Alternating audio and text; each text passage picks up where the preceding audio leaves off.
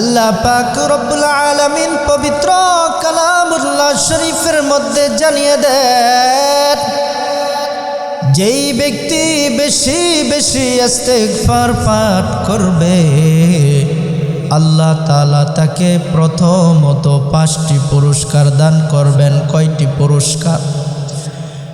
5টি পুরস্কার দান করবেন। আল্লাহ তাআলা জানিয়ে দেন, আল্লাহ পাকের যেই বান্দা এবং বান্দি যত বেশি তারা ইস্তিগফার পাঠ করবে আল্লাহ তাআলা তাদেরকে কয়েকটি পুরস্কার দিবেন। 1 নম্বর সূরাতুন নূহের মধ্যে আল্লাহ তাআলা জানিয়ে দেন, ফাকুলতুস্তাগফিরু রাব্বাকুম ইন্নাহু কানা গফফারা।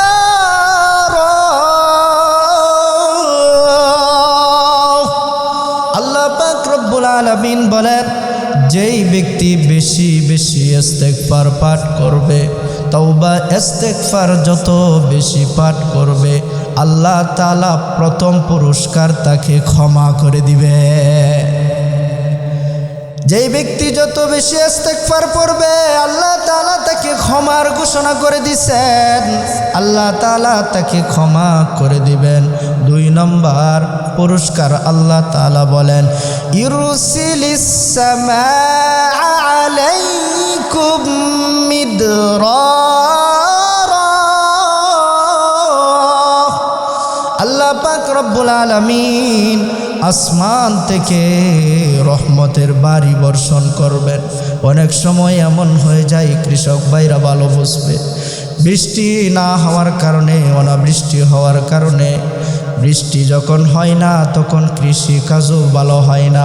কারণ এই বৃষ্টি হলো আল্লাহ পাকের পক্ষ থেকে এক বিশেষ রহমত। কেমন রহমত এই বৃষ্টি!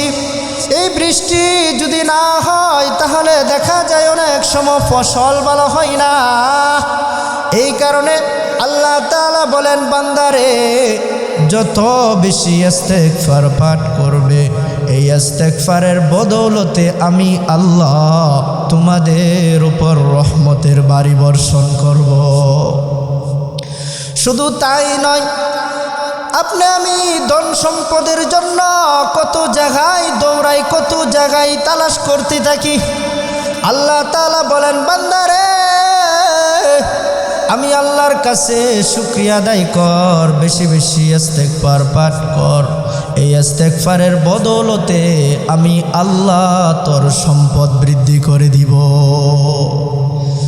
আল্লাহ পাক ঘোষণা দেন, ইউরসিলিস সামাআ আলাইকুম মিদরারা ওয়া ইউমদিদকুম বিআমওয়াল।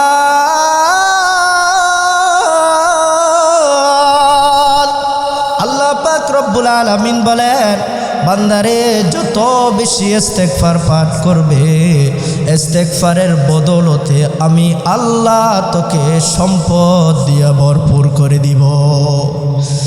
শুধু তাই নয়, আল্লাহ পাক বলে,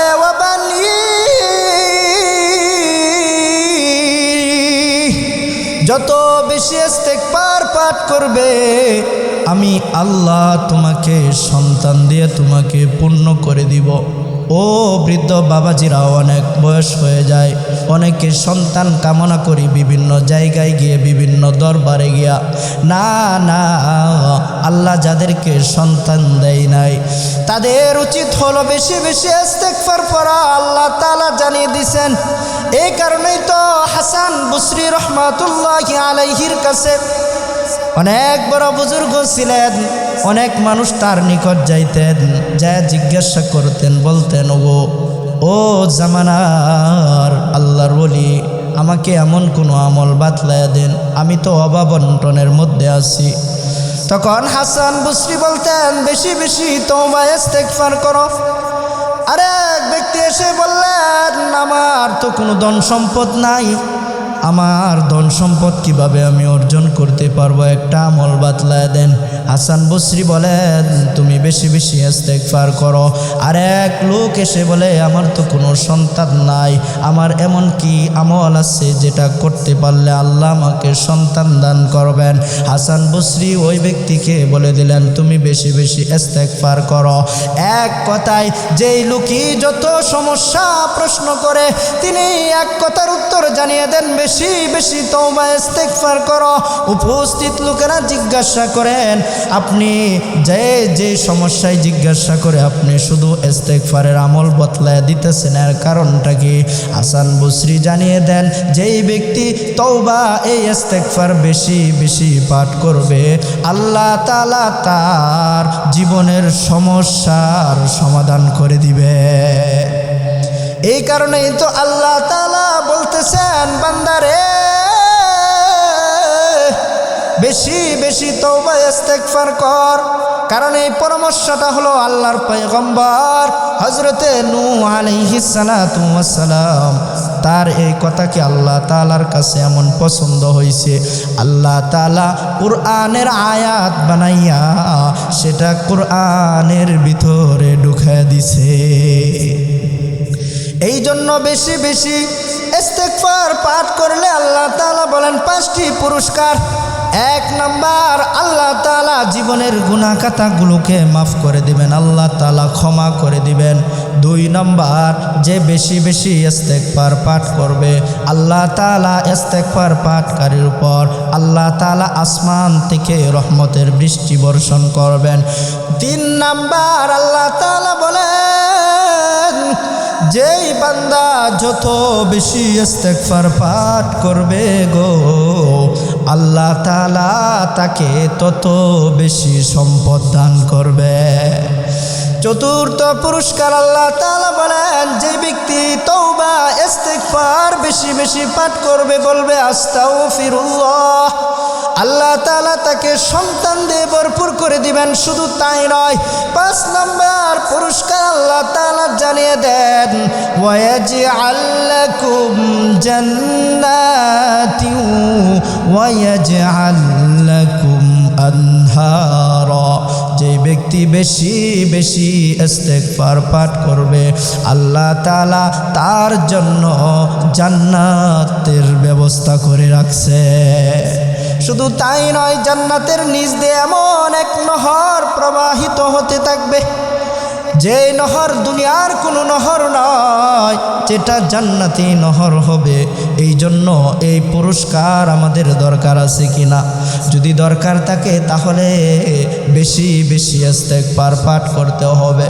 একটু খেয়াল করে দেখেন আল্লাহর নবী বিশ্ব নবী রাহমাতুল লিল আলামিন तमाम জাহানের সরদার আকায়নাম আখিরি পয়গম্বর রাহমাতুল লিল আলামিন, যার জীবনের আগে এবং পরের কোনো গুনাহ ছিল না, সেই নবীর বর্ণনায় পাওয়া যায়, এক রাওয়ায়াতের মধ্যে এসেছে আল্লাহর নবী প্রতিনিয়ত 70 থেকে 100 বার ইস্তেগফার পাঠ করতেন। যেই নবীর জীবনে কোনো গুনাহ নাই সেই নবী যদি 100 বার দৈনন্দিন করে ইস্তেগফার পাঠ করতে পারে, সেই নবীর উম্মত হয়ে আপনার আমার তো আরও বেশি পাঠ করা দরকার, কি বলেন? এই জন্যই তো নবী আমার হাদিসের মধ্যে জানিয়ে দেন মাল্লাজিমাল ইস্তিগফার, যেই ব্যক্তি তার জীবনের মধ্যে ইস্তেগফারকে আবশ্যক করে নিবে, যেই ব্যক্তি যত বেশি ইস্তেগফার পাঠ করবে আল্লাহ তাআলা তাকে 3টি পুরস্কার দান করবেন। নবী আমার জানিয়ে দেন 3টি পুরস্কার। কয়টি পুরস্কার? 3টি পুরস্কার। 1 নাম্বার জাআলাল্লাহু লাহু মিন কুল্লি হাম্মিন ফারাজা, আল্লাহ তাআলা তার জীবনের সমস্ত পেরেশানগুলোকে দূর করে দিবেন। জোরে জোরে কোন সুবহানাল্লাহ। 1 নাম্বার পুরস্কার নবী আমার জানিয়ে দেন যেই ব্যক্তি বেশি বেশি ইস্তেগফার পাঠ করবে আল্লাহ তাআলা তার জীবনের টেনশনগুলোকে দূর করে দিবেন। 2 নাম্বার নবী আমার জানিয়ে দেন জাআলাল্লাহু লাহু মিন কুল্লি দিকিন মাখরাজা, যদি জীবনে চলার পথে এমন কোনো সংকীর্ণ রাস্তা থাকে, নবী আমার জানিয়ে দেন যেই ব্যক্তি তার জীবনে ইস্তেগফারকে আবশ্যক করে নিবে, আল্লাহ তাআলা এই ইস্তেগফারের বদৌলতে তার জীবনের সংকীর্ণতা দূর করে দিবে। 3 নাম্বার পুরস্কার নবী আমার জানিয়ে দেন ওয়ায়ারযুকুহু ওয়া রাযাকাহু মিন হাইসু লা ইয়াহতাসিব। যেই ব্যক্তি নিয়মিত ইস্তেগফার পাঠ করবে, আল্লাহ তাআলা তাকে এমন জায়গা থেকে রিজিকের ব্যবস্থা করে দিবেন যা সে কখনো কল্পনাও করতে পারবে না। আজকে আপনি আমি কত পেরেশানির মধ্যে ভুগি। সন্তান নিয়ে পেরেশান, স্ত্রীকে নিয়ে পেরেশান, আত্মীয় স্বজনদেরকে নিয়ে পেরেশান, ব্যবসা বাণিজ্য নিয়ে পেরেশান, কত রকমের পেরেশানের মধ্যে আপনি আমি ডুবে রয়েছি। আল্লাহর নবী বলেন, বান্দারে ও আমার উম্মতেরা, তোমার জীবনে তুমি ইস্তেগফারকে আবশ্যক করে নাও। আল্লাহ তাআলা ইস্তেগফারের বদৌলতে তোমার সমস্যা সমাধান করে দিবে। এই জন্য বেশি বেশি ইস্তেগফার পাঠ করতে হবে। আপনি আমি চাকরির জন্য, ব্যবসার জন্য, ভালো রাস্তা খোঁজার জন্য কত জায়গায় দৌড়াদৌড়ি করি, অথচ আল্লাহর নবী বলেন, ও আমার উম্মতের দল, তুমি যদি তোমার জীবনের মধ্যে এই ইস্তেগফারকে আবশ্যক করে নিতে পারো, তাহলে আল্লাহ তাআলা তোমার জীবনের সংকীর্ণতার রাস্তা খুলে দিবে। এই জন্য আমাদের উচিত বেশি বেশি তওবা ইস্তেগফার পাঠ করা। শুধু তাই নয়, এই ইস্তেগফারের বদৌলতে আল্লাহ পাক রব্বুল আলামিন এমন জায়গা থেকে রিজিকের ব্যবস্থা করে দিবেন যেটা কখনো কল্পনাও করে যাওয়া যাবে না, যেটা কখনো কল্পনাও করতে পারবো না। এই জন্য আল্লাহ তাআলা নিজেই ঘোষণা দেন, ওয়া মান ইয়াগফিরুয যুনুবা ইল্লাল্লাহ। আল্লাহ পাক বলেন, ও মানুষ জানিয়ে রাখো, আমি আল্লাহ ছাড়া কি আর কেউ আছে তোমাদেরকে ক্ষমা করতে পারবে? অতএব আমি আল্লাহর কাছে চাও। এই জন্য আমি আপনাদেরকে বলবো, অনেক মানুষ আছে সন্তান হয় না, সে বিভিন্ন বাবার কাছে গিয়া দৌড়ায়, বাবার কাছে সন্তান চায়, শিরিক করে। নাউজুবিল্লাহ। আল্লাহ তাআলার সাথে শিরিক করলে আল্লাহ সব কিছু ক্ষমা করবেন, কিন্তু আল্লাহর সঙ্গে শিরিক করলে আল্লাহ ক্ষমা করবেন না। এই জন্য আপনার সন্তান প্রয়োজন, বেশি বেশি ইস্তেগফার পাঠ করুন। সন্তান দিবে কে? আল্লাহ দিবেন সন্তান। আল্লাহ নিজেই তো ঘোষণা করতেছেন, ওয়া ইউমদিদুকুম বিআমওয়ালি ওয়া বানিন। আল্লাহ তাআলা সন্তান দিবেন, সম্পদ দান করবেন। সম্পদের জন্য আপনি আমি কত জায়গায় দৌড়াদৌড়ি করি, অথচ আল্লাহ তাআলা বলতেছেন, ওরে বান্দা, বেশি বেশি ইস্তেগফার পড়, এর বদৌলতে আমি আল্লাহ তোকে সম্পদ দান করব। এই জন্য বেশি বেশি ইস্তেগফার পাঠ করতে হবে। কারণ কি? যেই ব্যক্তি তার জীবনে বেশি বেশি ইস্তেগফার পাঠ করতে পারবে, আল্লাহ তাআলা তার জীবনের সমস্ত সমস্যা সমাধান করে দিবে।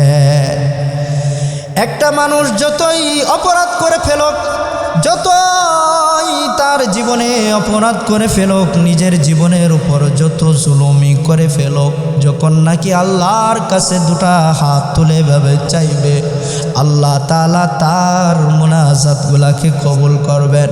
আল্লাহর কাছে চাইবে, বান্দা যত বেশি চাবে আল্লাহ তত বেশি খুশি হয়ে যান। একজন মানুষের কাছে দুনিয়াতে একবার, দুইবার, তিনবার চাই, চতুর্থবার চাইবেন, দেখবেন সে নারাজ হয়ে যাবে। কিন্তু আল্লাহ বলেন, বান্দারে, আমি আল্লাহর কাছে যত চাবে তত বেশি আমি আল্লাহ তোমার প্রতি খুশি। এই জন্য আল্লাহকে খুশি করতে হবে। কারণ আল্লাহ তাআলা বলেন, কুল ইয়া ইবাদিয়াল্লাযীনা আসরাফু আলা লা তাকনাতু মির রাহমাতিল্লাহ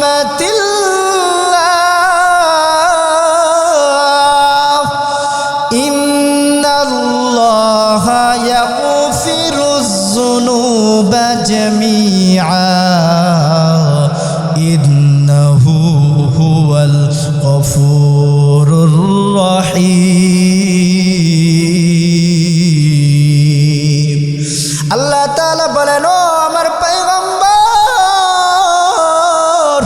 আপনি আপনার উম্মতদেরকে জানিয়ে দেন, ইয়া ইবাদিয়াল্লাযিনা আসরাফু, হে আমার বান্দা এবং বান্দিরা, যারা তোমরা নিজেদের উপর অনেক জুলুম করে ফেলেছ, আসরাফু আলা আনফুসিহিম, আজকে যারা নিজেদের উপর অনেক জুলুম করে ফেলেছ, আমি আল্লাহর কাছে চাও, আমি আল্লাহর রহমত থেকে তোমাদেরকে কখনো নৈরাশ করব না। কুল ইয়া ইবাদিয়াল্লাযিনা আসরাফু আলা আনফুসিহিম, যারা নিজেদের উপর এমন জুলুম করে ফেলেছ, সীমাহীন জুলুম করে ফেলেছ, আল্লাহ পাক বলেন, আজকে আমি আল্লাহর কাছে চাও, লা তাকনাতু মির রাহমাতিল্লাহ, আমি আল্লাহ তো হলাম রহমান। ও বান্দা, জানুনি আমি আল্লাহর একটা নাম আছে রহমান। আমি আমার রহমানের খাতিরে তোমাকে আমার রহমত থেকে নৈরাশ করব না। এই জন্য মুহতারাম হাজরিন, আমাদের উচিত আল্লাহর কাছে তওবা করা। তওবা একমাত্র আল্লাহর জন্য করতে হবে। কার জন্য? তওবা হবে একমাত্র আল্লাহর জন্য। তওবা করার মতো তওবা যদি তুমি করতে পারো রে মুমিন, আল্লাহ তাআলা তাহলে সেই তওবাকে কবুল করবেন। তওবার জন্য কয়েকটি শর্ত আছে। 1 নাম্বার, যে গুনাহ হয়ে গেছে তার জন্য নিজেকে লজ্জিত হতে হবে, অনুতপ্ত হতে হবে। 2 নাম্বার, এই গুনাহ আমি আমার জীবনে আর করব না, এই অঙ্গীকার করতে হবে। 3 নাম্বার, আমার গুনাহ আমি আর জীবনে কোনো গুনাহ করব না, এই অঙ্গীকার করতে হবে। 3 নাম্বার, ভবিষ্যতে আমি আর এই গুনাহ করব না। ওগো আল্লাহ, তুমি আমার তওবাগুলোকে কবুল করো। অন্যের হক মেরে খাওয়া যাবে না, তাহলে আল্লাহ পাক আপনার আমার তওবা কবুল করবে। তওবার জন্য 3টি শর্ত। 1 নাম্বার, যে গুনাহ হয়ে গেছে এই গুনাহ জীবনে আর কোনো দিন করব না। 2 নাম্বার, যে গুনাহ করে ফেলেছি তার জন্য অনুতপ্ত হওয়া। 3 নাম্বার, খাটিয়ে দিলে তওবা করা। আল্লাহ, আমার তওবাগুলোকে তুমি কবুল করো। আল্লাহ, তুমি আমাকে মাফ করে দাও, ক্ষমা করে দাও। কারণ আল্লাহর কাছে যেই ব্যক্তি চাবে সেই ব্যক্তিকে আল্লাহ তাআলা কখনো বঞ্চিত করবেন না। তানবীহুল গাফিলুন একটা কিতাব আছে, ফকি আবুল্লাহ সমরকান্দি তিনার একটা কিতাব আছে তানবীহুল গাফিলিন, অর্থাৎ যারা আখিরাতের সম্পর্কে যারা উদাসীন তাদেরকে তিনি সতর্ক করছেন। পূর্বেকার জামানার অনেকগুলা গল্প তিনি এই কিতাবের মধ্যে জমায়েত করেছেন। একটা ঘটনা আমি আপনাদেরকে শোনাই, আল্লাহর নবীর জামানার একটা ঘটনা আমি শোনাই। একজন ব্যক্তি ছিল, তার পেশা ছিল কাপন চোর। সে শুধু মানুষের কাপন চুরি করত। মানুষের মৃত্যু হয়ে যাওয়ার পর সাথে সাথে সেখান থেকে কাপনগুলা চুরি করে সে বাজারে নিয়ে বিক্রি করে তার সংসার চালাইতো, তার সংসার সে নির্বাহী করত। তার সংসার ঠিক মতো, সে তার পেশায় ছিল কাপন চুরি করা। তো ওই আল্লাহর বান্দা রাস্তার পথিমধ্যে দাঁড়াইয়া ক্রন্দন করতেছে। হযরত উমরে ফারুক রাদিয়াল্লাহু তাআলা আনহু আল্লাহর পয়গম্বরের দরবারে, আল্লাহর নবীর দরবারে যাবেন, দেখেন ওই যুবক রাস্তার মধ্যে দাঁড়াইয়া এমনভাবে ক্রন্দন করতেছে। তার ক্রন্দন দেখে উমরে ফারুক কেঁদে দিলেন। দেখবেন কিছু কিছু মানুষের এমন এমন ক্রন্দন আছে যেই ক্রন্দন দেখলে পরে নিজের চোখ দিয়েও পানি চলে আসে, ঠিক না বেঠিক? এমনভাবে ওই যুবক ক্রন্দন করতেছে। উমরে ফারুক তার ক্রন্দন দেখে নিজেও কেঁদে ফেললেন। জিজ্ঞাসা করলেন, ও যুবক, তোমার এমন কি হয়েছে যে তুমি জীবনের সমস্ত কিছু ছেড়ে দিয়ে একদম ক্রন্দন করতেছ? ওই যুবক বলেন, ওগো উমর, আমার জীবনে এমন বড় অপরাধ করে ফেলেছি যেটা আপনার সাথে বলা কখনো সম্ভব নয়। উমরে ফারুক আল্লাহর নবীর দরবারে গেলেন ক্রন্দনরত অবস্থায়। আল্লাহর নবী উমরের ক্রন্দন দেখে বললেন, তোমার এমন কি হয়েছে যে তুমি ক্রন্দন করতেছ? উমরে ফারুক বলেন, ওগো আল্লাহর পয়গম্বর, আপনার দরবারে আসার পথে রাস্তার মধ্যে এক যুবককে দেখতে পাইলাম, সে এমনভাবে ক্রন্দন করতেছে, তার ক্রন্দন দেখে আমি আমার চোখের পানিগুলা সামলে রাখতে পারি নাই। আল্লাহর নবী বলেন, ও উমর, তাকে আমার দরবারে নিয়ে আসো। হযরতে উমর ওই যুবককে আল্লাহর নবীর দরবারে নিয়ে উপস্থিত হয়। উপস্থিত হওয়ার পর ওই যুবক আল্লাহর নবীর সামনে হাউ মাউ করে কান্না করতেছে। আল্লাহর নবী জিজ্ঞাসা করেন, ওরে যুবক, তুমি এমনভাবে কি জন্য কান্না করো? তোমার এমন কি হয়েছে? তখন ওই যুবক বলে, ও আল্লাহর পয়গম্বর, আমি জীবনে এমন বড় অপরাধ করে ফেলেছি, না জানি এই অপরাধ আল্লাহ আমাকে ক্ষমা করবেন না। আল্লাহর নবী বিশ্ব নবী রাহমাতুল লিল আলামিন বলেন, তুমি এমন কি অপরাধ করে ফেলেছো রে যুবক? তুমি কি কাউকে হত্যা করেছো কিনা? ওই যুবক বলে, না না ওগো আল্লাহর পয়গম্বর, আমি কাউকে হত্যা করি নাই। আল্লাহর নবী পুনরায় বলেন, তাহলে কি আল্লাহর সঙ্গে কাউকে শরীক করছো কিনা? ওই যুবক বলে, না ওগো আল্লাহর নবী, আমি আল্লাহর সঙ্গে কাউকে শরীক করি নাই। তখন আল্লাহর নবী বলেন, তাহলে তোমার এমন কি হয়েছে অপরাধ যেটা আল্লাহর কাছে অনেক বড় হয়ে গেছে? তখন ওই যুবক বলে, ওগো আল্লাহর পয়গম্বর, আমি মুসলমান হওয়ার আগ থেকে আমার পেশা ছিল কাফন চুরি করা। মানুষের মৃত্যু হওয়ার সাথে সাথে আমি কাফনগুলা চুরি করে বাজারে নিয়ে ক্রয় করে আমার সংসার চালাই। কিন্তু ওই দিন মদিনার এক সুন্দরী রমণীর ইন্তেকাল হয়েছে। তখন তার কাফনটা যখন আমি চুরি করতে যাই, তখন শয়তান আমার উপর এমনভাবে চেপে বসে আমি তার সাথে জিনায় লিপ্ত হয়ে যায়। জিনা করার পর আমি যখন কবর থেকে উঠি, ওগো আল্লাহর পয়গম্বর, তখন কেমন জানি গাইবে একটা আওয়াজ আসতেছে।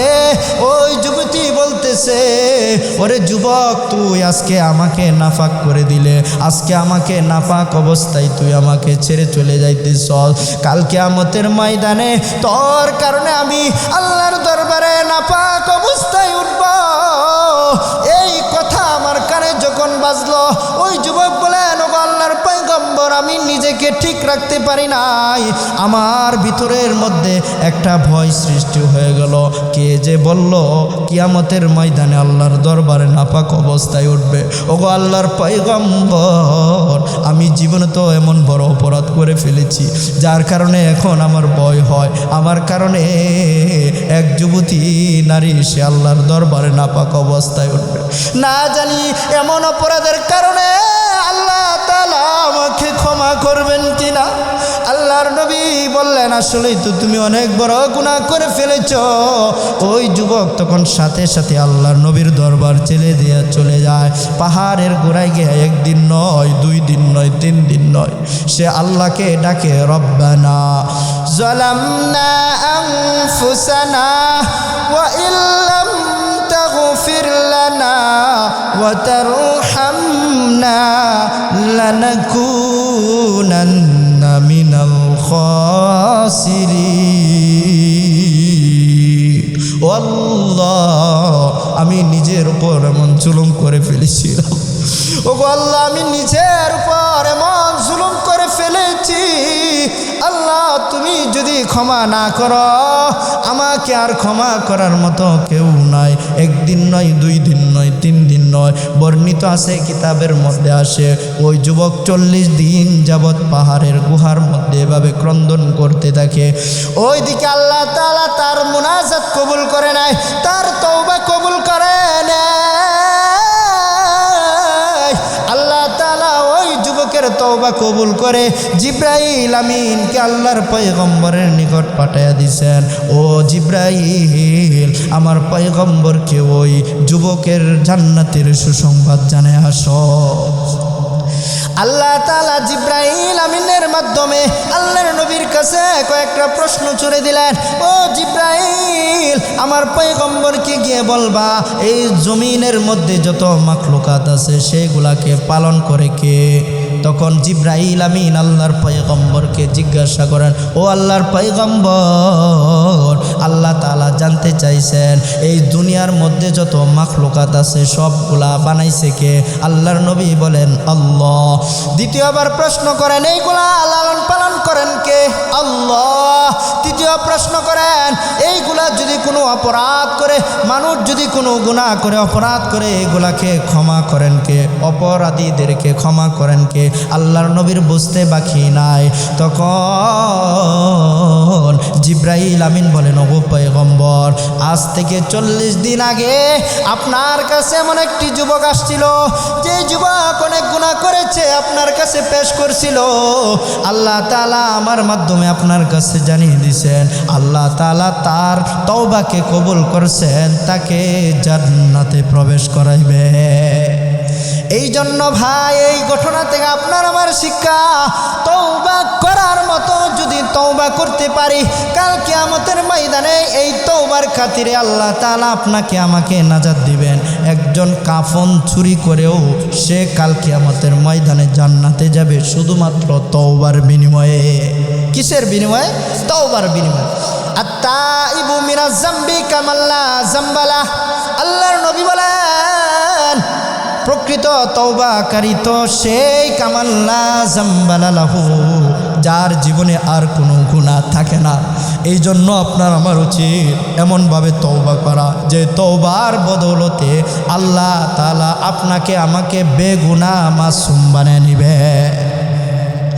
আপনার আমার তওবা শুধু এমনভাবে থাকলে হবে না, যেই তওবা এখন আল্লাহর কাছে মাপ চাইতেছি, পরে আবার গিয়ে আল্লাহর কাছে আবার গিয়ে সেই গুনার মধ্যে লিপ্ত হয়ে যাওয়া, সেই তওবা আল্লাহর দরবারে কবুল হবে না।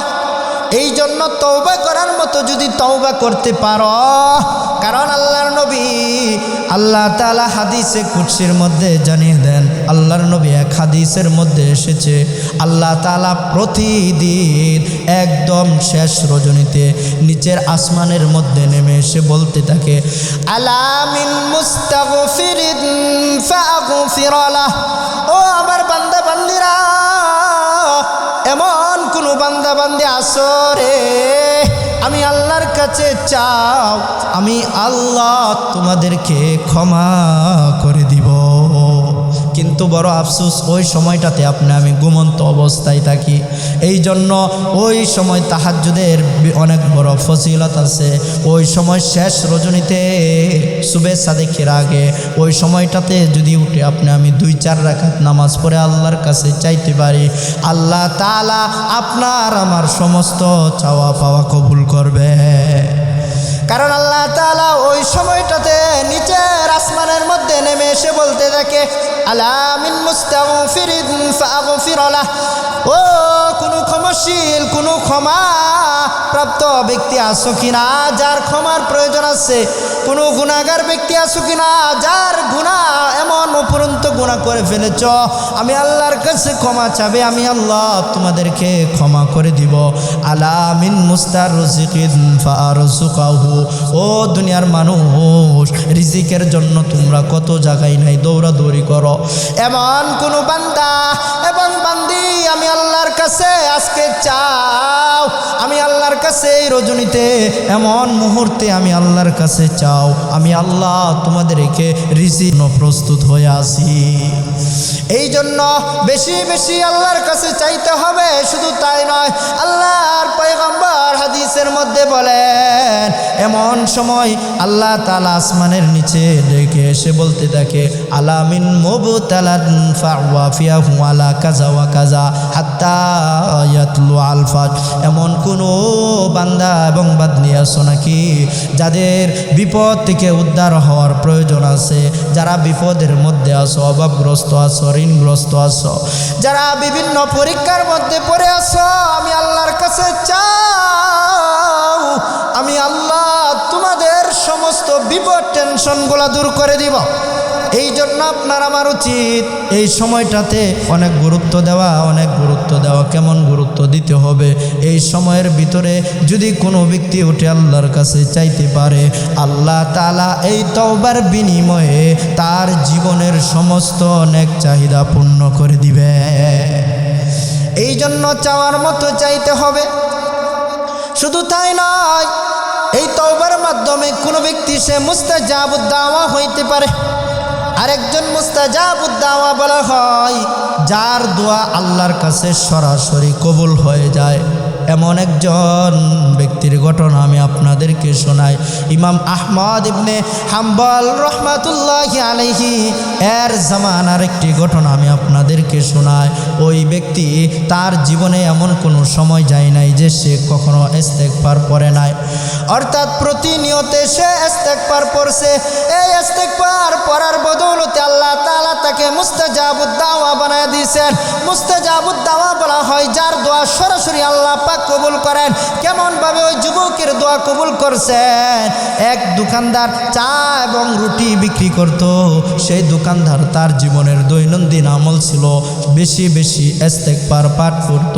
আস্তাগফিরুল্লাহ আস্তাগফিরুল্লাহ আস্তাগফিরুল্লাহ। ইমাম আহমদ ইবনে হাম্বল জামানার অনেক বড় আলেম, অনেক বড় হাদিস বিশারদ মুহাদ্দিস। হাদিসের তলব করার জন্য, হাদিস তলব করার জন্য, ইলম শিক্ষা করার জন্য তিনি এক স্থান থেকে আরেক স্থানে পদার্পণ করতেন, দৌড়াদৌড়ি করতেন, এক জায়গায় থেকে আরেক জায়গায় সফর করতেন। ইমাম আহমদ ইবনে হাম্বলের সাথে ঘটে যাওয়া এক যুবক কেমনভাবে ওই ইমাম আহমদ ইবনে হাম্বল যখন সফর শুরু করলেন, প্রতিমধ্যে যখন রাত্র হয়ে যায়, রাত্র হওয়ার পরে যখন এক দোকানদারের সামনে গেলেন, প্রতিমধ্যে এক দোকানদারকে পেয়ে বসলেন, যেই দোকানদার সে চা এবং রুটি বিক্রি করে। ইমাম আহমদ ইবনে হাম্বল দেখলেন ওই দোকানদার যখন মানুষকে চা দেয় তখন বলে আস্তাগফিরুল্লাহ, যখন রুটি দেয় তখন বলে আস্তাগফিরুল্লাহ, যখন ক্রেতার কাছ থেকে যখন টাকা নিতে চায় তখন সেও বলে আস্তাগফিরুল্লাহ। অর্থাৎ যখন রুটি সে বেলে তখনও বলে আস্তাগফিরুল্লাহ, চা যখন বানায় তখন সে বলে আস্তাগফিরুল্লাহ। ইমাম আহমদ ইবনে হাম্বল রহমাতুল্লাহি আলাইহি ওই দোকানের মধ্যে বসে বসে তার এই কাজগুলা সে প্রত্যক্ষ করতেছিল। তখন ওই যুবক সর্বদাই তার মুখের মধ্যে জারি ছিল আস্তাগফিরুল্লাহ। তখন ইমাম আহমদ ইবনে হাম্বল রহমাতুল্লাহি আলাইহি ওই যুবককে জিজ্ঞাসা করলেন, তুমি এত বেশি বেশি কি পড়তেছ? ওই যুবক বলে, এই ইস্তেগফার আমি আমার জীবনে দৈনন্দিন জীবনের জন্য লাজেম করে নিয়েছি, যার কারণে আল্লাহ তাআলা এই ইস্তেগফারের বদৌলতে আমার জীবনে এমন কোনো মুনাজাত বাকি যায় নাই যে মুনাজাত আল্লাহ আমার কবুল করে নাই। জোরে জোরে কোন সুবহানাল্লাহ। অর্থাৎ তার ইস্তেগফারের বদৌলতে আল্লাহ তাআলা তার জীবনের সমস্ত দোয়া কবুল করেছেন। ইমাম আহমদ ইবনে হাম্বলকে বলতেছেন, কিন্তু বড় আফসোস, এই জামানার একজন বড় ইমাম আছে, ইমাম আহমদ ইবনে হাম্বল, তার সাথে এখনো আমার দেখা হয় নাই। আমার সব দোয়া আল্লাহ কবুল করেছেন, কিন্তু এই দোয়াটা এখনো আল্লাহ কবুল করে নাই। তখন ইমাম আহমদ ইবনে হাম্বল ওই যুবককে, ওই চাওয়ালা রুটিওয়ালাকে জড়ায়া ধরে বললেন, আমি হলাম জামানার ইমাম আহমদ ইবনে হাম্বল। তুমি যে দোয়া করেছ, তোমার দোয়ার কবুলের বদৌলতে আল্লাহ তাআলা আমি আহমদ ইবনে হাম্বলকে তোমার নিকট নিয়ে এসেছে। তাহলে বুঝতে পারলাম এই ঘটনা থেকে যে ব্যক্তি যত বেশি ইস্তেগফার পাঠ করবে, আল্লাহ তাআলা এই ইস্তেগফারের বদৌলতে তত বেশি সম্মান দান করবে। দুনিয়াও সম্মান, আখিরাতেও সম্মান। মুহতারাম হাজরিন, আমি আপনাদেরকে বলতেছিলাম এই মাহে রমজান মাসের পরে একটা সময় আসতেছে ঈদুল ফিতর। ঈদুল ফিতরের দিন আল্লাহর নবীর আদর্শ কেমন ছিল, সাহাবায়ে কেরামের আদর্শ কেমন ছিল। এই ঈদুল ফিতর যখন চলে আসতো, আল্লাহর নবী হাদিসের মধ্যে বলেন, ফাইজা কানা ইয়াউমু ঈদিহিম ইয়ানি ইয়াউমা ফিতরিহিম বাহা বিহিম মালাইকা ফাকালা ইয়া মালাইকাতি মা জাযাউ আজরি ওয়াফা আমালা। আল্লাহর নবী বলেন ঈদুল ফিতরের দিন যখন উপস্থিত হয়ে যায় তখন আল্লাহ তাআলা ফেরেশতাদের সাথে গর্ব করে বলতে থাকেন, ও আমার ফেরেশতার দল, ফাকালা ইয়া মালাইকাতি মা জাযাউ আজরি ওয়াফা আমালা। আল্লাহ তাআলা ফেরেশতাদের সাথে গর্ব করে বলতে থাকেন, ও আমার ফেরেশতার দল, যেই মজুরদার, যেই শ্রমিক সারাদিন সে পরিশ্রম করে তার কাজ সম্পূর্ণ করেছে তাকে কি পারিশ্রমিক দেওয়া উচিত? ক্বালু রব্বানা জাযাউহু আইয়ুফা আজরুহু। ফেরেশতারা আল্লাহকে উত্তর দেন, ওগো আল্লাহ, তার পরিপূর্ণ পারিশ্রমিক দিয়ে দেওয়া উচিত, তার পরিপূর্ণ পারিশ্রমিকের পূর্ণ বদলা দিয়ে দেওয়া উচিত। قالوا ربنا جزاؤه أن يوفى أجره قال ملائكتي عبيدي وإمائي قضوا فريضتي عليهم ثم خرجوا يعجون إلى الدعاء। আল্লাহ তাআলা ওই ফেরেশতাদেরকে বলেন, ও আমার ফেরেশতার দল, এই যে ঈদুল ফিতরের দিন আসছে, আমার পক্ষ থেকে ফরজ বিধান ছিল 1 মাস রোজা রাখা, তারা রোজা রেখেছে। আমার বান্দা বান্দিরা তারা আমার ফরজ বিধান পালন করছে, নামাজ আদায় করছে, যাকাত দিছে, সবগুলা সঠিকভাবে আদায় করছে। ওয়া ইজ্জাতি ওয়া জালালি ওয়া কারামি ওয়াল উলুবি ওয়া ইরতিফাই মাকানি লা উজিবান্নাহুম। ও আমার ফেরেশতার দল, জানিয়া আলাও, আমার ইজ্জতের কসম, আমার জালালিয়াতের কসম, আমার উচ্চ সিংহাসনের কসম, আমি আল্লাহ অবশ্যই তাদের দোয়াগুলা কবুল করব। ফায়াকুলু রজিউ ক্বাদ গফারতু লাকুম। ও আমার ফেরেশতারা, জানিয়া আলো, আমি আল্লাহ তাদেরকে ক্ষমা করে দিলাম। কোন সমস্ত ব্যক্তিদেরকে ক্ষমা করে দিলাম? আল্লাহ তাআলা বলেন, যারা দীর্ঘ এই 1 মাস রোজা রাখছে, আমি আল্লাহ তাদেরকে আজকে ঈদুল ফিতরের দিন ক্ষমার ঘোষণা দিলাম। শুধু ক্ষমা করলাম তাই নয়, আল্লাহ তাআলা বলেন কদ গফারতু লাকুম ওয়া বাদদালতু সাইয়্যাতিকুম বিল হাসানাত। আমি আল্লাহ তাদের গুনাহগুলোকে নেকি দ্বারা পরিবর্তন করে দিলাম। আল্লাহর নবী বলেন ক্বালা ফায়ারজিউনা মাগফুরান লাহু। আল্লাহর নবী বলেন, ও আমার উম্মতের দল, যারা নাকি তোমরাই ফরজ বিধান পালন করেছ, আল্লাহ তাআলা ঘোষণা দিয়েছেন তোমাদেরকে আল্লাহ তাআলা ক্ষমা করে দিছে। এই ঈদুল ফিতরের দিন আল্লাহ তাআলা ওই সমস্ত বান্দা এবং বান্দীদেরকে ক্ষমার ঘোষণা করে দিবেন যারা নাকি দীর্ঘ 1 মাস সিয়াম কায়েম করেছে, যারা নাকি রোজা রেখেছে, নামাজ পড়েছে, যাকাত দিয়েছে।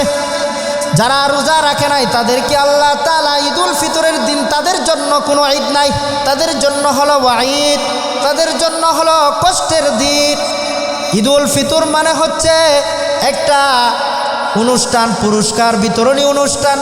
দুনিয়াতে যেমন নাকি বিভিন্ন ধরনের প্রতিযোগিতা হওয়ার পরে একটা অনুষ্ঠান সাজানো হয়, সেই অনুষ্ঠানের মধ্যে প্রতিযোগিতার ফলাফল ঘোষণা করে যারা নাকি বিজয় হয়েছে তাদেরকে পুরস্কৃত করা হয়। ঠিক তদ্রূপভাবে আজকের যে ঈদুল ফিতরের দিন, এই ঈদুল ফিতরের দিন একটা পুরস্কার বিতরণের অনুষ্ঠান। এই অনুষ্ঠানে বিজয় তো তারাই হবে যারা নাকি সফল মুমিন হয়েছে, দীর্ঘ 1 মাস যারা রোজা রেখেছে, যারা নামাজ পড়েছে, যাকাত দিয়েছে। আল্লাহ তাআলা তাদেরকে আজকে ক্ষমার ঘোষণা করে দিবেন। জোরে জোরে কান সুবহানাল্লাহ। এই জন্য আজকে ঈদের দিন, এই ঈদের দিনে আল্লাহ তাআলা ওই সমস্ত বান্দা বান্দীদেরকে ক্ষমার ঘোষণা দিবেন যারা নাকি দীর্ঘ 1 মাস রোজা রাখছে। শুধু তাই নয়, এতিমদেরকে দ্বারা সম্মান করবে।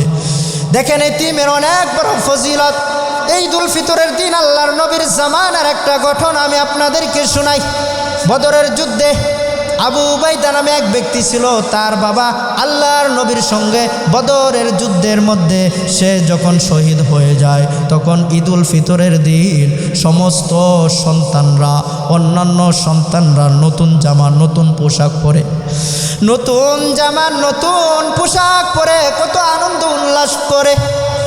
আর আল্লাহর নবীর সাহাবীর ওই সন্তান আবু উবাইদা সে রাস্তায় রাস্তায় ঘুরে, কারণ তার বাবা শহীদ হয়ে গেছে, তার মা অন্যত্র বিয়া হয়ে গেছে, তার মা যে স্বামীর সাথে বিয়া হয়েছে সেই স্বামীও এই সন্তানকে দেখতে পারে না। মা যখন সন্তানকে কুলে নিতে চায় স্বামী দেখতে পারে না, যখন খাবার দেয় তখন মার কে থাকতে হয়, না কে থাকতে হয়। তো এই সন্তানকে মা ঈদুল ফিতরের দিন রাস্তার মধ্যে পাঠিয়ে দিলেন, বললেন ওগো সন্তান, তোমার এই ব্যথা, এই এতিমের কষ্ট একমাত্র রহমাতুল্লিল আব্দুল্লাহর ছেলে মুহাম্মদই বুঝতে পারবে। কারণ তিনি ছিলেন ছোটবেলা, তিনি এতিম ছিলেন, অতএব তিনি এতিমের সম্মান বুঝবেন। তুমি রাস্তায় যাও, তার কাছে তুমি তোমার দুঃখ কষ্টগুলা তুমি বর্ণনা করিও। তো আবু উবাইদা তার মায়ের কথা অনুযায়ী ঈদুল ফিতরের দিন সমস্ত মানুষ তারা ঈদগাহে যাচ্ছে, সমস্ত সন্তানেরা, ছোট ছোট সন্তানেরা তারা ঈদগাহে যাচ্ছে, আনন্দ করছে, নতুন পোশাক পরিধান করে যাচ্ছে। কিন্তু ওই আবু উবাইদা এতিম সন্তান রাস্তার কিনারে বৈশা বৈশা ক্রন্দন করছে। মুসল্লিরা ঈদগাহে যায়, আবু উবাইদাকে দেখে, তার ক্রন্দন দেখে কারণ জিজ্ঞাসা করে। আবু উবাইদা বলে, আপনারা আমার এই কারণের সমাধান করতে পারবেন না। লোকেরা দেখে, তার ক্রন্দন দেখে দেখে ঈদগাহে চলে যায়। আল্লাহর নবী যখন ঈদগাহে যাবেন, প্রতিমধ্যে আবু উবাইদা তার সামনে পড়ে যায়। আল্লাহর নবী জিজ্ঞাসা করেন, ও শিশু, তোমার কি হয়েছে? তুমি এভাবে ক্রন্দন কেন করছো? ওই শিশু বলে উঠে,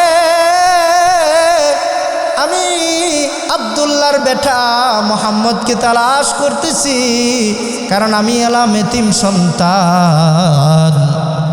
কারণ অন্যান্য ঈদের সময় আমার বাবা আমাকে নতুন জামা পরিধান করে দিত, আর এই ঈদে আমার বাবা আজকে দুনিয়ার হায়াতে নাই, শহীদ হয়ে গেছে। আজকে আমাকে কেউ নতুন জামা এনে দেয় নাই।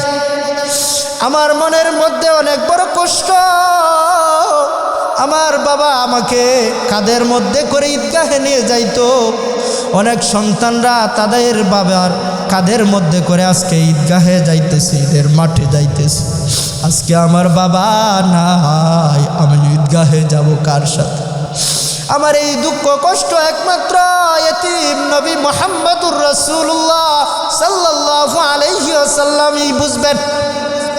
ওই শিশু তখনও ছিলেন না, ইনি যে মুহাম্মদুর রাসূলুল্লাহ সাল্লাল্লাহু আলাইহি ওয়াসাল্লাম। আল্লাহর নবী বললেন, ও শিশু, তোমার এমন কি হয়েছে বলো? আমি হলাম আব্দুল্লাহর ছেলে মুহাম্মদ। জোরে জোরে কোন আল্লাহু আকবার। তখন ওই শিশু বলে, নগো আল্লাহর পয়গম্বর, আমার বাবা তো উহুদের যুদ্ধে শহীদ হয়ে গেছে, আমার তো নতুন কোনো জামাও নাই, আমার কেউ নাই যে আমাকে ঈদগাহে নিয়ে যাবে, আমি একটু মন খুলে হাসবো, আনন্দ করব, আমার তো এমন কেউ নাই। আল্লাহর নবী বলেন, তুমি কি চাও? আমি নবী যদি তোমার বাবা হয়ে যায়, আর আয়েশা যদি তোমার মা হয়ে যায়, তাহলে কি তোমার কোনো টেনশন আছে নাকি? ওই শিশু বলে, না না ইয়া রাসূলুল্লাহ, আপনি যদি আমার বাবা হন আর মা আয়েশা যদি আমার আম্মু হয়, তাহলে এই দুনিয়াতে আমার আর কোনো কিছুর প্রয়োজন নাই। আল্লাহর নবী ওই এতিমকে কুলে করে নিয়ে ঘরের মধ্যে উপস্থিত হয়ে আয়েশাকে ডাক দেয়া বলেন, ওগো আয়েশা, এই যে তোমার জন্য একটি উপহার নিয়েছি, একটি উপটৌকন নিয়ে এসেছি, নাও নাও, এই উপহারকে তুমি লালন পালন করে বড় করো, এর বদৌলতে আল্লাহ আমাদের জন্য বড় জান্নাতের ব্যবস্থা করবে। এই জন্য এক হাদিসের মধ্যে জানান দেন, কোনো ব্যক্তি এতিমের মাথার মধ্যে যদি হাত রাখে, এভাবে হাত রাখার পরে তার হাতের তলায় যে পরিমাণ চুল আসবে আল্লাহ তাআলা এই পরিমাণ গুনাহ তার জীবনের সমস্ত গুনাহ মাফ করে দিবেন। এই জন্য ঈদুল ফিতরের দিন আপনার আমার করণীয় এতিমদের প্রতি খেয়াল রাখা, যারা গরিব আছে মিসকিন আছে তাদেরকে খেয়াল রাখা। ও যুবক ভাইরা, ও বৃদ্ধ বাবাজিরা, দিলের কানটা লাগায় শুনুন। ও ধনাঢ্য ভাইরা, আজকে আপনি আমি একজন আরেকজনকে ঈদুল ফিতরের দিন দাওয়াত দেই। যারা নাকি বড় বড়, একজন ধনাঢ্য ভাই আরেকজন ধনাঢ্য ভাইকে দাওয়াত দেই, একজন বড় ডিনার ভাই আরেক বড় ডিনার ভাইকে দাওয়াত দেই।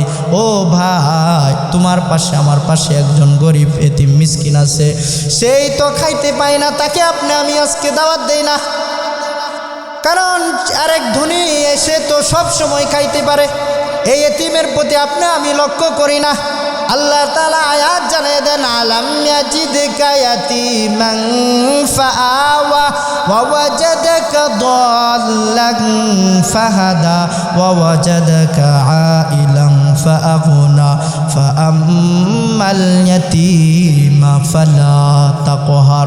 আল্লাহ তাআলা বলেন, এতিমরা যখন কোনো কিছু চায় তখন তাদেরকে তোমরা ধমক দিও না। এই জন্য এতিমের পাশে থাকতে হবে। কারণ এই আজকে ঈদুল ফিতরের দিন শুধু আনন্দ উল্লাস নিয়ে চলে থাকলে হবে না, আনন্দ উল্লাস করলেই চলবে না। কারণ এই দুনিয়াটা হলো ক্ষণস্থায়ী। আল্লাহ তাআলা জানিয়ে দেন, কদ আফলাহা মান তাযাক্কা, সফল কাম ওই সমস্ত ব্যক্তিরা যারা তাদের অন্তরকে পরিশুদ্ধ করে নিয়েছে। কদ আফলাহা মান তাযাক্কা ওয়া যাকারা ইসমা রাব্বিহি ফাসাল্লা, এবং যারা তাদের নামাজের মধ্যে আমি আল্লাহকে স্মরণ করে তারাই সফল কাম। এই জন্য ঈদের দিন, আজকের এই ঈদের দিনে শুধু আনন্দ নিয়ে থাকলে চলবে না, বরং এই দিনের জন্য অনেক কান্নাকাটিও করতে হবে, পরকালকে স্মরণ করতে হবে। হযরতে কেমন কান্না করেছিলেন হযরতে উমর ফারুক রাদিয়াল্লাহু তাআলা আনহু। ঈদের নামাজ শেষ করার পর হযরতে উমর ফারুক রাদিয়াল্লাহু তাআলা আনহু দরজা বন্ধ করে দিয়ে ঘরের মধ্যে হাউমাউ করে কান্নাকাটি করা শুরু করে দিয়েছে। আল্লাহর নবীর সাহাবী হযরতে আবু হুরায়রা রাদিয়াল্লাহু তাআলা আনহু হযরত উমর ফারুককে বললেন, ও জাহানের বাদশা আমিরুল মুমিনিন, কি জন্য আজকে তো খুশির দিন, আপনি কি জন্য কান্নাকাটি করেন? হযরত উমর বলেন, ওরে আবু হুরায়রা, আজকের এই খুশি সবার জন্য নয়, আমি তো এই আশা করতেছি আল্লাহ আমাকে ক্ষমা করছে কিনা। যদি আল্লাহ তাআলা আমাকে ক্ষমার ঘোষণা না দেন, আমাকে ক্ষমা না করেন, তাহলে আমার কোনো উপায় নাই। অথচ হযরত উমর ছিলেন আশারায়ে মুবাশশারা। আল্লাহ তাআলা নবীর মাধ্যমে জান্নাতি 10 জন সাহাবীদেরকে জান্নাতের সুসংবাদ দুনিয়াতে দিয়েছিলেন। তার মধ্যে দ্বিতীয় হলেন হযরতে উমর ফারুক রাদিয়াল্লাহু তাআলা আনহু, যার ব্যাপারে আল্লাহর নবী বলেছেন, লাউ কানা বাদি লাকানা উমর, যদি আমার পরে কোনো নবী হওয়ার অপশন থাকতো তাহলে উমরই নবী হইতো। এই উমর, সে জান্নাত জাহান্নামের বয়সে ক্রন্দন করে। জান্নাতের সুসংবাদ পাওয়ার পরেও আল্লাহর নবীর সাহাবীরা কেমনভাবে ক্রন্দন করছে, অথচ আপনি আমি ঈদের আনন্দ নিয়ে আপনি আমি শেষ করে দিতেছি। এই দুনিয়াটা হলো ক্ষণস্থায়ী, এই দুনিয়াটা কোনো চিরস্থায়ী জায়গা নয়। কারণ আল্লাহ তাআলা বলেন, বাল তুসিরুনাল হায়াতাদ দুনিয়া, এই দুনিয়াটা হলো ক্ষণস্থায়ী, এই দুনিয়াটা কোনো চিরস্থায়ী জায়গা নয়। ও ভাই, এখন যদি রূহটা আপনার আমার ভিতর থেকে চলে যায়, সাথে সাথে আপনাকে আমাকে কবরের মধ্যে রাখে দেওয়া হবে। আজকের এই ঈদের আনন্দের সাথে কবরের জগৎকে ভোলা যাবে না। কারণ দেখেন, এই দুনিয়াটা ক্ষণস্থায়ী জিন্দিগি, চিরস্থায়ী জিন্দিগি নয়। আজকে যদি আপনার আমার মৃত্যু হয়ে যায়, সাথে সাথে আপনাকে আমাকে কবরের মধ্যে রেখে আসা হবে, সাথে সাথে আপনাকে আমাকে ঘর থেকে বের করে দেওয়া হবে। আজকে আপনি আমি ঈদুল ফিতরের মাঠের মধ্যে আসছি, নিজে সুন্দর করে গোসল করে, সুন্দর পোশাক পরিধান করে, সুন্দর খুশবু লাগায় ঈদগাহের মধ্যে আসছি।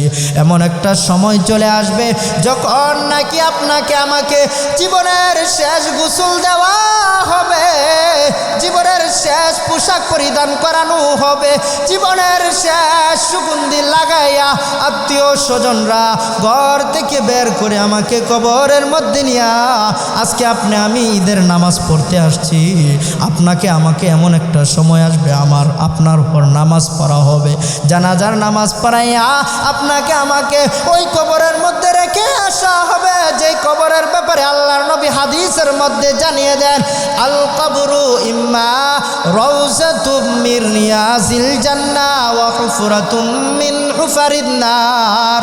কবর হলো জান্নাতের ঘাটি থেকে, এটা হলো এমন একটা ঘাটি, হয়তো কারো জন্য জান্নাত অথবা জাহান্নামের গর্ত সমূহ থেকে একটি গর্ত। কারণ এই কবর এটা এমন একটা জায়গা, যেই জায়গা কবর আপনাকে আমাকে প্রতিনিয়ত বলতে থাকে, আনা বাইতুল ওয়াহদা। ওরে মানুষ, দুনিয়া নিয়ে পড়ে আসো, দুনিয়া নিয়ে তুমি ব্যস্ত হয়ে গেছো, তোমার এতে কাফে বসার সময় হয় না, 10 দিন আল্লাহর রাস্তায় সময় দিবা, তোমার এই সময় হয় না, 1 মাস রোজা রাখবা, এটার সময় তোমার হয় না। একদিন আল্লাহ তাআলা আপনাকে আমাকে 5 বার ডাকে, 5 দশের 50, 1 ঘন্টা সময় আল্লাহর ডাকে দিব, সেটার সময় হয় না। আল্লাহ তাআলা বলতেছেন, ওরে বান্দা সেই কথা চিন্তা করো, কবর প্রতিনিয়ত বলতে থাকে, আনা বাইতুল ওয়াহদা, আমি হলাম একাকিত্বের ঘর। দুনিয়াতে চলো, কত পেরেশানের মধ্যে পড়ো, কত বিপদের মধ্যে পড়ো, তোমার কত সাথী সঙ্গী বেরিয়ে আসে, কত বন্ধু বান্ধব বেরিয়ে আসে, অথচ আজকে কবর জগতের মধ্যে তুমি একাকী থাকতে হবে। ভেবে চিনতে আসো, কবর প্রতিদিন আপনাকে আমাকে ডাকতে থাকে, বলতে থাকে, আনা বাইতুত তুরাব, আমি হলাম মাটির ঘর। ওরে মানুষ, দুনিয়াতে তুমি কত উচ্চাসন নিয়ে বসে আছো, কত রাজপ্রাসাদ নিয়ে বসে আছো, কত বড় বড় বিল্ডিং নিয়ে বসে আছো, অথচ কবর আপনাকে আমাকে বলতে থাকে, আনা বাইতুত তুরাব, আমি হলাম মাটির ঘর, আনা বাইতুদ দুদ, আমি হলাম কীট পতঙ্গের ঘর। আমার এখানে কোনো শান্তি নাই, আমি হলাম কীট পতঙ্গের ঘর। যেই কীট পতঙ্গ পোকা আমাকে তোমাকে কামড়াতে থাকবে, এই কীট পতঙ্গের ঘর, এই ঘরের মধ্যে আসার আগে তুমি ভেবে চিনতে আসো। এই জন্য আপনাকে আমাকে উচিত হবে এই কবরের জগতের কথা চিন্তা করা। কারণ আল্লাহর নবী এক হাদিসের মধ্যে জানিয়ে দেন, কবর হলো প্রথম ঘাঁটি। এই ঘাঁটি থেকে যে ব্যক্তি মুক্তি পেয়ে যাবে, তার সমস্ত ঘাঁটি থেকে সে মুক্তি পেয়ে যাবে। এই ঘাঁটির মধ্যে যে ব্যক্তি পাকড়াও হবে, সমস্ত ঘাঁটির মধ্যে সে পাকড়াও হবে। এই জন্য কবর জগৎকে নিয়ে চিন্তা করতে হবে। কারণ এই দুনিয়াটা আপনার আমার জন্য কোনো স্থায়ী জায়গা নয়, এই দুনিয়াটা আপনার আমার জন্য চিরস্থায়ী জায়গা নয়, ক্ষণস্থায়ী একটা জায়গা। আল্লাহ যখন ডাক দিবেন, সাথে সাথে আপনাকে আমাকে চলে আসতে যাইতে হবে, আল্লাহর ডাকে সাড়া দিয়ে চলে যাইতে হবে। এই জন্য কবর জগৎকে নিয়ে চিন্তা করতে হবে। কাল কিয়ামতের ময়দানে বান্দার আমলনামাগুলো আল্লাহ তাআলা হাতের মধ্যে তুলে দিবেন।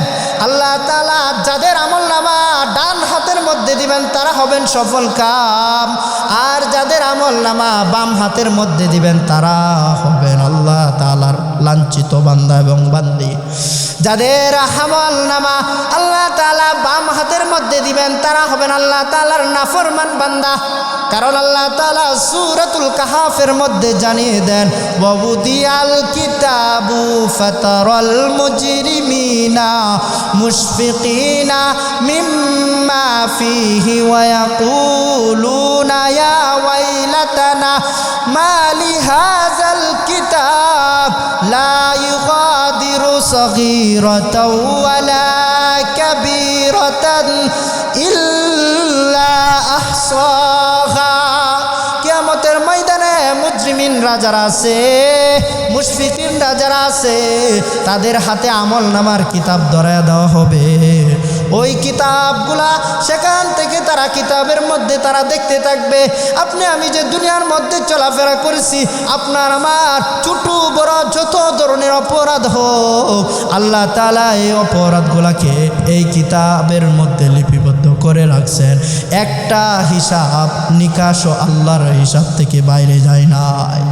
অপরাধ ছোট হোক বড় হোক সব এই কিতাবের মধ্যে লিপিবদ্ধ আছে।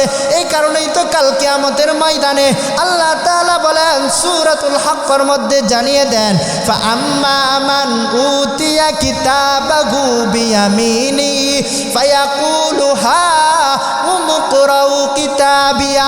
আল্লাহ বলেন কিয়ামতের ময়দানে যাদের আমলনামাগুলা ডান হাতের মধ্যে দেওয়া হবে, দেয়া বলা হবে আজকে তুমি তোমার আমলনামাগুলা তেলাওয়াত করো, তোমার আমলনামাগুলা তুমি পড়তে থাকো। হামু হা উমকরাউ কিতাবিয়া ইন্নী জানান্তু আন্নী মুলাকিন হিসাবিয়া ফাহুয়া ফি ঈশাতির রাদিয়া। তুমি তোমার আমলনামা পড়তে পড়তে জান্নাতের উচ্চ শিখরে পৌঁছে যাও। আর যাদের আমলনামাগুলা ডান হাতের মধ্যে দিবেন আল্লাহ তাআলা বলেন ওয়া আম্মা মান উতিয়া কিতাবাহু বিশিমালিহি ফায়াকুলু ইয়া লাইতানি ওয়ালাম উতা কিতাবিয়া। ওগো আল্লাহ, আমাদের যে আমলনামা তুমি আমাদের সামনে দিছো, এই আমলনামা যদি আমাদের কাছে না দিতা তাহলে অনেক ভালো হইতো। এই আমলনামার মধ্যে তাকানো যায় না, শুধু অপরাধ অপরাধ, কত গুনাহ করছি সব অপরাধ আল্লাহ এই আমলনামার মধ্যে উল্লেখ আছে। আল্লাহ এই আমলনামা যদি তুমি আমাদেরকে না দিতা তাহলে ভালো হইতো। আল্লাহ তাআলা বলবেন খুযুহু ফাগুল্লু সুম্মাল জাহিমা সাল্লু। জোরে জোরে কান্না নাউযুবিল্লাহ। আল্লাহ বলবেন কিয়ামতের ময়দানে যারা অপরাধ করেছো, জিনা করেছো, ব্যভিচার করেছো, হালাল মানে চলো না, হারাম খাইছো, সুদ খাইছো, ঘুষ খাইছো, এই সমস্ত অপরাধীদেরকে কাল কিয়ামতের ময়দানে আল্লাহ তাআলা আযাবের ফেরেশতাদেরকে বলবেন খুযুহু ফাগুল্লু সুম্মাল জাহিমা সাল্লু। ও আমার ফেরেশতারা তাদের গর্দানগুলা ধরে ধরে আজকে জাহান্নামের মধ্যে নিক্ষেপ করে দাও। নাউযুবিল্লাহ। এই জন্য দুনিয়াতে থাকতে হলে ভাই সুন্দরভাবে থাকতে হবে, আল্লাহর হুকুম মানতে হবে, নবীর তরিকা অনুযায়ী জীবন চালাতে হবে। নবীর সুন্নত মতো যদি জীবন পরিচালনা না করতে পারি কাল কিয়ামতের ময়দানে আপনাকে আমাকে শাস্তি পোহাতে হবে। কবি কত সুন্দর বলেছেন, সুন্নতে আহমদ খুজা বা মুহাম্মদ কাইবুয়াদ নসবে তোরা। নবীর সুন্নত কোথায় আর আপনার আমার আদর্শ কোথায়? আপনার আমার আদর্শ নবীর আদর্শের সাথে কোনো মিল নাই। আপনার আমার আদর্শ হয়ে গেছে ইহুদি নাসারা, পশ্চিমাদের কালচার হয়ে গেছে। আজকে ও যুবক ভাইরা একটু খেয়াল করে শোনো, নবীর আদর্শ যদি তোমার আমার ভিতরে না থাকে কাল কিয়ামতের ময়দানে নবীর শাফায়াত আপনার আমার মিলবে না। কারণ দেখেন আজকের প্রতিটি যুবক ভাই এবং বোনদের দিকে তাকাইলে দেখা যায় তাদের শরীরের পোশাক এমন অবস্থায়, নতুন নতুন ঈদের পোশাক পরে, ঈদের শপিং করে, নতুন নতুন জামা পরে, যেগুলা অনেক সিরা সিরা, অথচ এগুলা আমাদের ইসলামের মধ্যে কোনো সমর্থন করে না। জেনে রাখেন ও অভিভাবকরা, জেনে রাখেন আপনাদের যাদের সন্তানরা এমন পোশাক পরিধান করে, আপনার টাকা দিয়ে আপনার সন্তান এমন ইহুদি নাসারাদের পোশাক পরে, কাল কিয়ামতের ময়দানে এই পোশাকের কারণে, এই আদর্শের কারণে আপনাকেও আল্লাহর দরবারে জবাবদিহিতা করতে হবে। কারণ দেখেন পশ্চিমাদের কালচার কেমন, আমার টাকা দিয়ে আমি জামা কিনতেছি, নতুন জামা পরিধান করব, ঈদের শপিং করছি, আমার জামা এখানে সিরা, এখানে সিরা, এখানে সিরা, অথচ আমাদের ফরজ হুকুম হচ্ছে নাভি থেকে পুরুষের ফরজ হচ্ছে, পুরুষের ফরজ হচ্ছে নাভি থেকে নিয়ে হাঁটুর নিচ পর্যন্ত সমস্ত শরীর ঢেকে রাখা। এটা হলো ফরজে আইন, ঢেকে রাখতে হবে। যদি এই অঙ্গ ঢেকে না থাকে তাহলে সে তার কবিরা গুনাহ হবে, অনেক বড় গুনাহ। কিন্তু আপনার আমার সন্তান আজকে পশ্চিমার কালচার গ্রহণ করেছে, তার শরীরের কোনো কাপড় ঠিক থাকে না, মা বোনদের কাপড় কোনো ঠিক থাকে না। কাল কিয়ামতের ময়দানে যারা অভিভাবক আছে তাদেরকে জবাবদিহিতা করতে হবে। আল্লাহ তাআলা কাছে তার হুকুম মোতাবেক না চলার কারণে কাল কিয়ামতের ময়দানে আল্লাহর কাছে জবাবদিহিতা করতে হবে। এই জন্য পশ্চিমাদের কালচার নয়, কালচার সবগুলা বাদ দিয়া ঢুকাইতে হবে নবীর আদর্শ। চিল্লায় বলেন কথা ঠিক না বেঠিক? নবীর আদর্শ যদি ঢুকাইতে পারি কাল কিয়ামতের ময়দানে আল্লাহর নবী হাউজে কাউসার, জোরে জোরে বলেন সুবহানাল্লাহ। কারণ এই উম্মতের জন্য আমার নবী কত দরদ। আল্লাহ তাআলা বলেন আল্লাহর এই নবী উম্মতের পেরেশান হয়ে ফুলসিরাতের ময়দানে হাসরের মাঠে পেরেশান হয়ে থাকবে, মিজানের পাল্লার মধ্যে পেরেশান হয়ে থাকবে। এই উম্মতকে বাঁচানোর জন্য, এই উম্মত যেন জাহান্নামে না যায়, আল্লাহর নবী সিজদারত অবস্থায় থাকবেন। আল্লাহ তাআলা জানতে চাইবেন, ও আমার পয়গম্বর, তোমার এমন কি হয়েছে যে তুমি সিজদারত অবস্থায় আছো? সিজদা থেকে তুমি তোমার মাথা কি জন্য উঠাও না? আল্লাহর নবী জানিয়ে দিবেন, ওগো আল্লাহ, যে পর্যন্ত আমার একটা গুনাহগার উম্মতকেও তুমি মুক্তি না দিবা, জাহান্নাম থেকে জান্নাত না দিবা, ততক্ষণ পর্যন্ত আমি নবী আমার মাথাকে জমিন থেকে উপরের দিকে তুলব না। এই নবী আপনার আমার প্রতি কত দরদ, কত কষ্ট, কত মুজাহাদা করেছেন আমার নবী রহমাতুল লিল আলামিন। আর আপনি আমি তার উম্মত হয়ে নবীর আদর্শ আপনার আমার ভিতরে নাই। নবীর চিন্তা চেতনা নাই, চিন্তা চেতনা নিয়ে ফেলছি ইহুদিন নাসারাদের চিন্তা চেতনা। এই জন্য নবীর আদর্শকে নিজের ভিতরে যাপন করতে হবে। নবীর আদর্শকে যদি আপনি আমি নিতে পারি, কাল কিয়ামতের ময়দানে নবীর সুপারিশে আপনি আমি জান্নাত লাভ করতে পারবো।